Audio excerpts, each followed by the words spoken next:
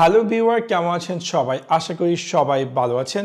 আপনাদের মধ্যে হয়তোবা রিসেন্টলি অনেকে উইন্ডোজ 10 থেকে উইন্ডোজ 11 এ আপগ্রেড করেছেন এবং আপনারা হয়তোবা অনেকে কনফিউজ যে কীভাবে আপনি আপনার উইন্ডোজ 11 কে শাট ডাউন বা রিস্টার্ট করবেন। হয়তোবা এটা অনেকটা বেসিক, বাট আদৌ অনেকেই যখন উইন্ডোজ 11 এ আপগ্রেড করে তাদের কাছে এই জিনিসটি অনেকটাই কনফিউজ থাকে।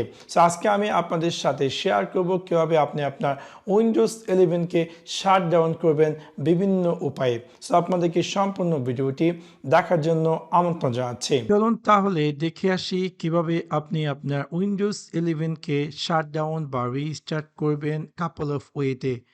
যারা কিনা নতুন উইন্ডোজ 11 আপগ্রেড করেছে এবং তাদের কাছে হয়তো বা এটা কনফিউজ কারো কাছে যে কীভাবে আমি আমার পিসিটিকে শাট ডাউন করবো বা রিস্টার্ট করব।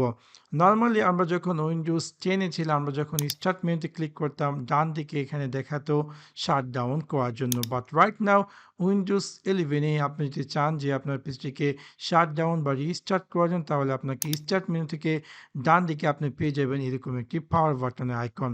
জাস্ট এটাতে ক্লিক করার পর সাথে আপনি পেয়ে যাচ্ছেন যে আপনার পিসিটিকে কি আপনি চাচ্ছেন স্লিপ মোডে করার জন্য, অথবা শাট ডাউন করার জন্য, অথবা রিস্টার্ট করার জন্য। এটা হচ্ছে একটি উপায় যদি আপনি চান আপনার পিসিটিকে শাট ডাউন করার জন্য।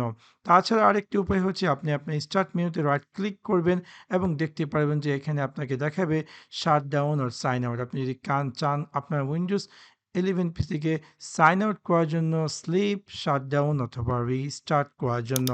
তাছাড়া আরেকটি উপায় হচ্ছে আপনি আপনার কিবোর্ড দিয়ে আল্ট F4 চাপলে আপনি পেয়ে যাবেন শাট ডাউন অপশন, এবং এখান থেকে আপনি যদি চান যে আপনার পিসিটিকে শাট ডাউন করার জন্য বা রিস্টার্ট করার জন্য অথবা সাইন আউট করার জন্য, তাহলে এখানে সিম্পলি যেটি চাচ্ছেন সেটা ক্লিক করে ওকেতে ক্লিক করতে পারেন। আশা করি এই ভিডিওটির মাধ্যমে হয়তোবা আপনি খুঁজে বের করেছেন কিভাবে আপনি আপনার পিসিটিকে শাট ডাউন করবেন। সো আশা করি আপনাদের ভিডিওটি ভালো লেগেছে, এবং যদি ভিডিওটি ভালো লেগে থাকে অবশ্যই লাইক এবং শেয়ার করতে ভুলবেন না।